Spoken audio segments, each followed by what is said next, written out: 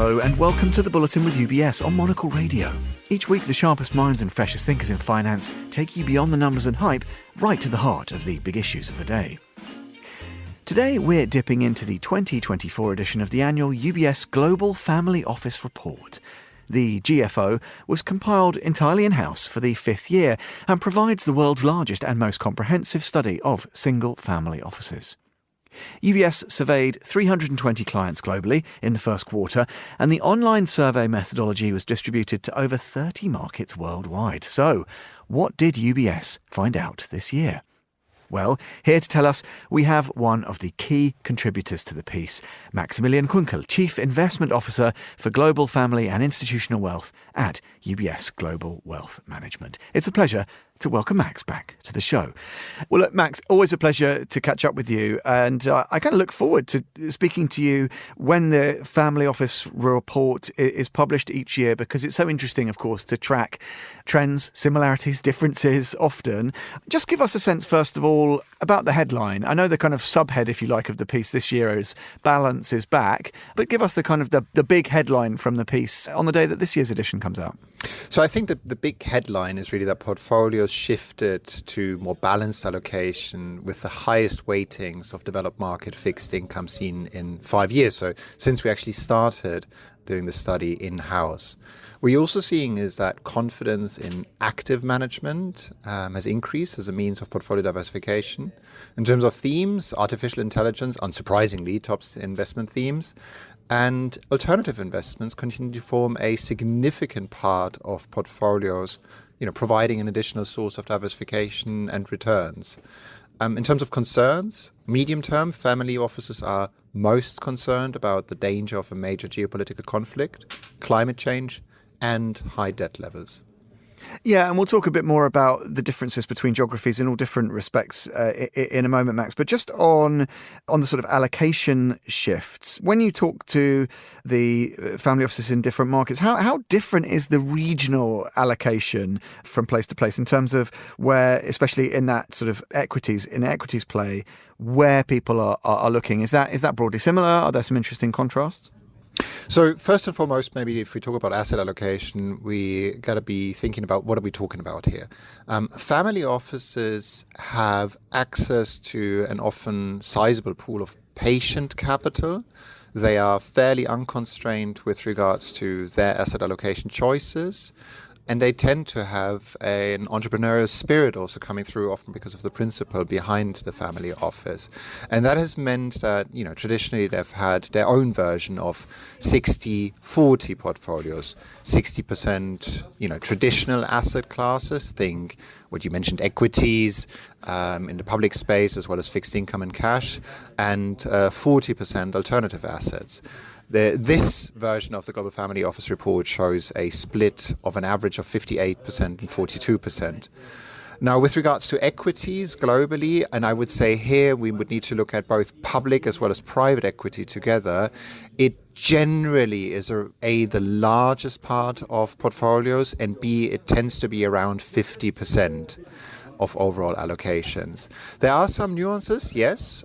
So you have, for example, in the United States, a bigger focus on private equity with more than 30% of allocations to this asset class. Whilst, for example, in Switzerland, you see the region with the highest allocations to public equity, again with more than 30% of overall assets allocated to it. But all in all, the allocations here are around 50% towards this asset class. Yeah, and what about geographical asset allocations? Because there's a strong tilt still towards North America, isn't it? Which is just worth a mention. Absolutely. So we are seeing that roughly 50% of allocations are towards North America. And also when you're looking forward, the intention is very clearly to continue with that, with North America being the top destination of capital in the minds of family offices in the near future. Now, what is noticeable, though, is that there are also home biases in Europe as well as in Switzerland. So when we're looking, for example, at European and Swiss family offices, we see that the largest allocations are in fact to their home region. So think European family offices, for example, allocate 54% to Western Europe, and Switzerland close to 50% to Europe, including Switzerland, of course. Now, one thing we want to talk about is risk, of course, Max, and I think it's interesting. There's contrast by region, but there are some themes that seem to preoccupy family offices, as they do so many investors globally. The primary risk seems to be for a major geopolitical conflict, and perhaps the backdrop and the rationale from that is fairly obvious.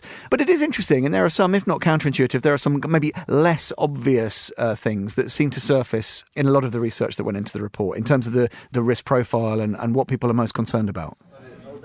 Absolutely. But, before we start talking about risks in more detail, I would say that generally what we're observing is that the vast majority of family offices does not look to reduce portfolio risk significantly. In fact, 79% say that they will take similar or more portfolio risk over the course of the next 12 to 18 months when compared to 2023. Now, what you just mentioned with regards to the concerns over the course of the next 12 months as well as the next 5 years, it is a major geopolitical conflict that is both in the near as well as in the medium term the top concern.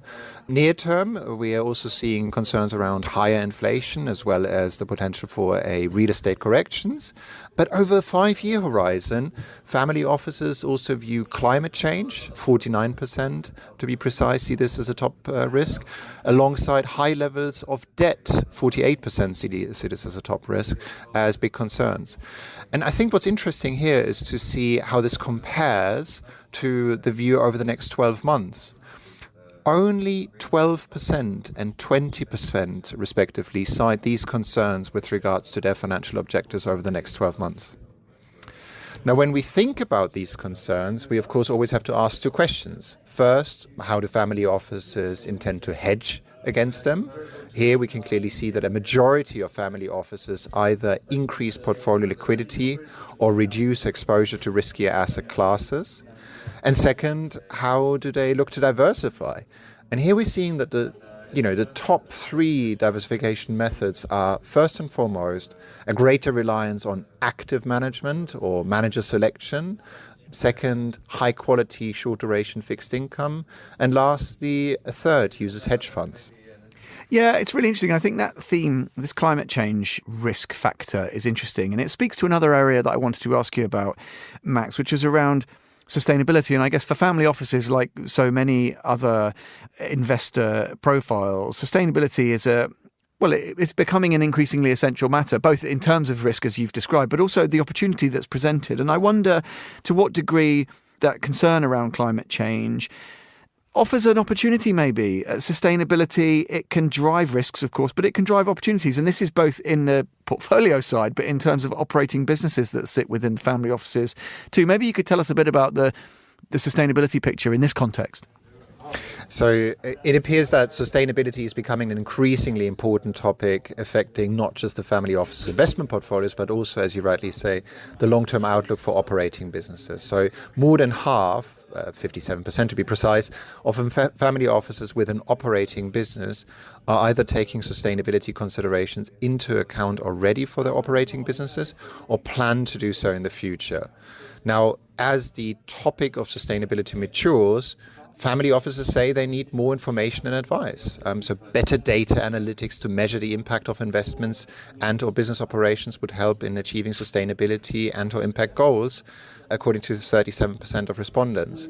I think the big picture here is that we are continuing to move, as we have over the course of the last few years, away from looking at sustainability principally through the lens of exclusion and increasingly looking towards integration, engagement, as well as impact. But a study clearly shows here that family offices do need better analytics and data in order to be fully able to measure the impact of their investments. Yeah, that's really interesting. And actually that prompts me to ask you, Max, about another thing which I think is interesting. And that's the sort of capacities question and focus question when it comes to family offices. Because I guess Many employ relatively few staff. It can presumably therefore be difficult to deliver beyond the sort of core investment-oriented tasks in the brief. What kind of information, what kind of feedback and learnings do you and your colleagues get looking at that kind of operational side of things almost each year in the report? And did the 2024 edition hold any particularly fresh insights? So what we are seeing is there's a very, very strong focus on investment management. And when it comes to that, I think there's an opportunity still for family offices. And that opportunity is one of potentially professionalizing further. You know, as you rightly say, family offices can cover a wide range of families' needs. Many appear to have a narrower scope and room to professionalize further. So just for instance, when it comes to family offices' key role of investment management, the picture is mixed. An average of just 56% of family offices globally have an investment committee, and only 44% have a documented investment process. So more broadly, we see that just 44% globally have an overall governance framework in place. 40% have cybersecurity controls. So there is, I think, still an opportunity to professionalize further. Max, there's such richness in the piece every year, and it's hard to almost pick out the key things to us. But I did want to ask you a little bit about the private equity picture in the 2024 edition of the GFO. What did you find out this year? Confidence in the asset class remains high. And in fact, globally, we've seen an increase in average allocation from 19 to 22%. Family offices invest both through funds and fund of funds and directs. On the latter, particularly larger family offices, so more than $1 billion in assets under management, tend to engage. Now, why is there still that confidence in the asset class? It's really three reasons. First, diversification. 71% of family offices investing in private equity say they're doing so to diversify their portfolios. You know, it's understandable given that the number of stocks on US stock markets have over the last 20 odd years almost halved, whilst the number of PE-backed companies have increased significantly. Second, it is returns. 71% see higher returns than in public equities over the longer run. And third, many see it as a possible extension of entrepreneurial activity. Now, of course, there's lots of confidence in the asset class, but of course, there's also concerns. And, notably, the biggest concern for many is the slowdown in realizations and exit activity that is still seen as a challenge over the next 12 months. Max Kunkel bringing us to the end of this edition of the Bulletin with UBS, setting the agenda in the fast-moving world of finance each week here on Monocle Radio.